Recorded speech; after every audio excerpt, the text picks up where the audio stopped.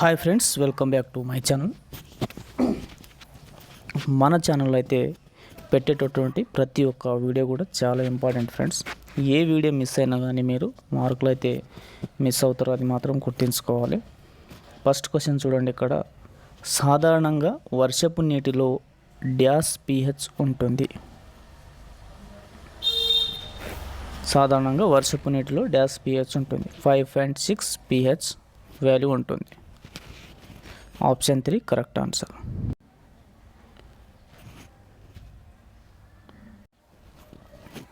Next question మనకు భూమి ఉపరితలంలో డ్యాష్ శాతం నీరు ఆవరించి ఉంది. 75% నీరు ఆవరించి ఉంది. Option 4 correct answer.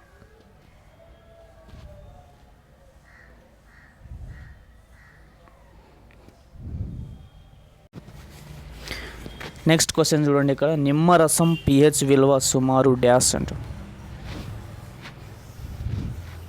Option 1 correct answer. 2. Next question చూసుకున్నట్టయితే మనం క్లోరోఫ్లోరోకార్బన్స్ CFCలుకి సంబంధించి కింది వాటిలో సరైన ప్రకటన ఏది అంటుంది. స్టేట్మెంట్ 1 వచ్చేసి మనకు CFCలను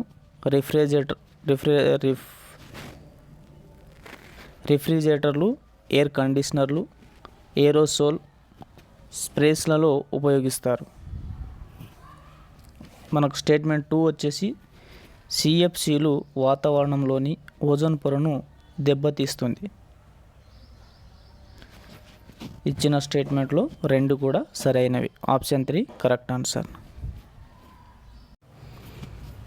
నెక్స్ట్ క్వశ్చన్ చూడండి. కింది వాటిలో టెర్టారిక్ ఆమ్లం యొక్క సహజ మూలం ఏది అంట. చింతపండు.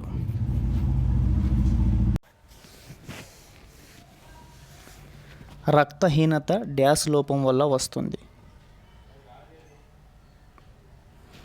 ఇనుము లోపం వల్ల వస్తుంది. Option 4 correct answer. Next question చూడండి. గ్లూకోజ్ అణు ఫార్ములా ఏమిటి. Option 4 correct answer. C6H12O6. కింది వాటిలో విటమిన్ సి యొక్క ప్రధాన మూలం ఏది అంటుంది. జామపండు, గుడ్డు. 2 స్టేట్మెంట్లు అయితే ఇచ్చాడు. ఆ రెండిట్లో సరైన సమాధానం ఏది. ఆప్షన్ ఫస్ట్ స్టేట్మెంట్ 1 మాత్రమే సరైనది. ఆగస్టు 1999లో డ్యాష్ అధ్యక్షతన విపత్తు నిర్వహణపై ఉన్నతాధికారిక కమిటీని ఏర్పాటు చేశారు.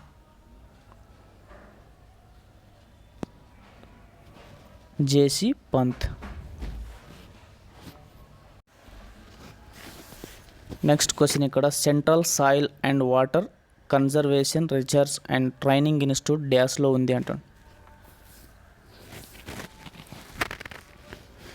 Option 2 correct answer. డెహ్రాడూన్. భారతదేశంలో దాదాపు డ్యాష్ శాతం భూభాగం వివిధ తీవ్రతలతో భూకంపాలకు గురవుతుంది. 60%. Option 3 correct answer. ఇతర జీవులతో పాటు మానవులు నివసించే వాతావరణంలోని అత్యంత దిగువ పొరను డ్యాష్ అంటారు. Troposphere. Option 1 correct answer. Ozone క్షీణతకు డ్యాష్ బాధ్యత వహిస్తుంది. క్లోరోఫ్లోరోకార్బన్లు.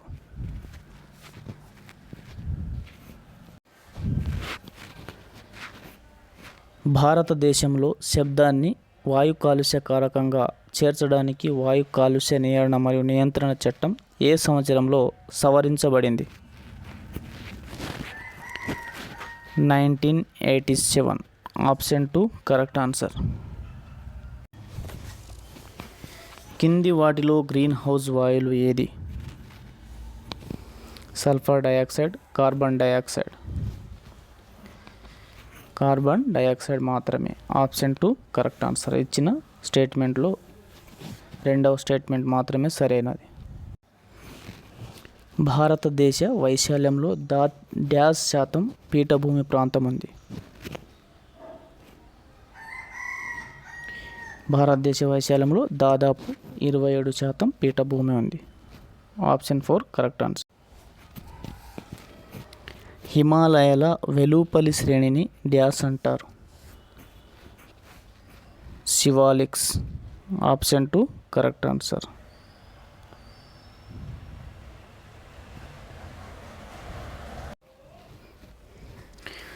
ఇక్కడ గోదావరి నదికి సంబంధించి క్వశ్చన్ అడగడం జరిగింది. గోదావరి నదికి సంబంధించి కింది వాటిలో ఏది సరైనది అంటుంది. స్టేట్మెంట్ ఫస్ట్ వచ్చేసి ఇది మహారాష్ట్రలోని నాసిక్ జిల్లాలో పశ్చిమ కనుమల వాలులో ఉద్భవించింది. స్టేట్మెంట్ 2 వచ్చేసి ఇది అరేబియా సముద్రంలో కలుస్తుంది అంట. మనకు స్టేట్మెంట్ 1 మాత్రమే సరైనది. ఇక్కడ నెక్స్ట్ క్వశ్చన్ చూడండి. ఒండ్రు మట్టికి సంబంధించి కింది వాక్యాలలో ఏవి సరైనవి అంటుండు. పాత ఒండ్రు మట్టిని ఖాతార్ అని, కొత్త ఒండ్రు మట్టిని భాంగార్ అని అంటారు. స్టేట్మెంట్ 2 వచ్చేసి భాంగార్ కంటే ఖాతార్ సారవంతమైనది. మనకిచ్చిన స్టేట్మెంట్లో భాంగార్ కంటే ఖాతార్ సారవంతమైనది. స్టేట్మెంట్ 2 మాత్రమే సరైనది. భారతదేశంలోని ఉత్తర మైదానానికి సంబంధించి కింది ప్రకటనలో ఏవి సరైనవి అంటుండు.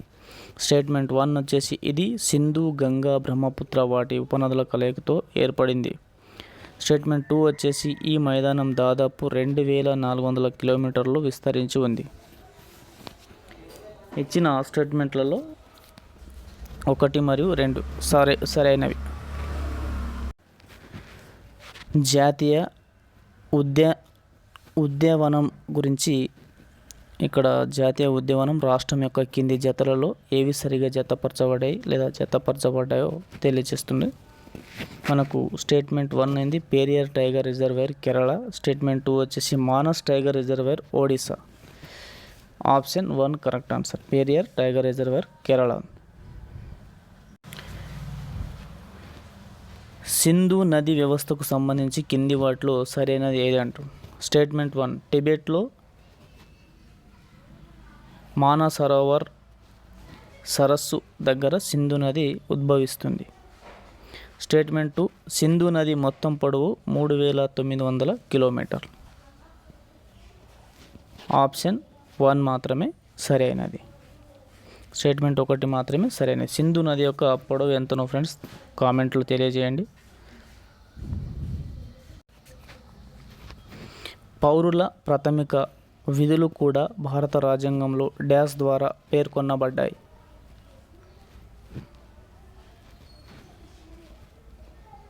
42వ సవరణ ద్వారా.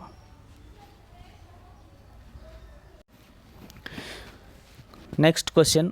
భారత రాజ్యాంగంలోని కింది ఏ ఆర్టికల్ స్మారక చిహ్నాలు, ప్రదేశాలు, జాతీయ ప్రాముఖ్యత కలిగిన వస్తువుల రక్షణను అందిస్తుంది. ఆర్టికల్ 49. Next question. భారత రాజ్యాంగంలోని ఆర్టికల్ 29 కింది వాటిలో దేన్ని అందిస్తుంది.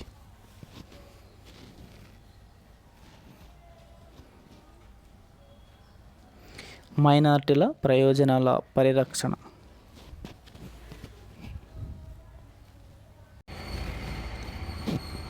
భారతదేశంలో రాష్ట్ర గవర్నర్ డ్యాష్ ద్వారా నియమించబడతారు. రాష్ట్రపతి ద్వారా నియమించబడతారు. Option 2 correct answer. డ్యాష్ రాజ్యసభకు ఎక్స్ ఆఫీసియో చైర్మన్గా వ్యవహరిస్తారు.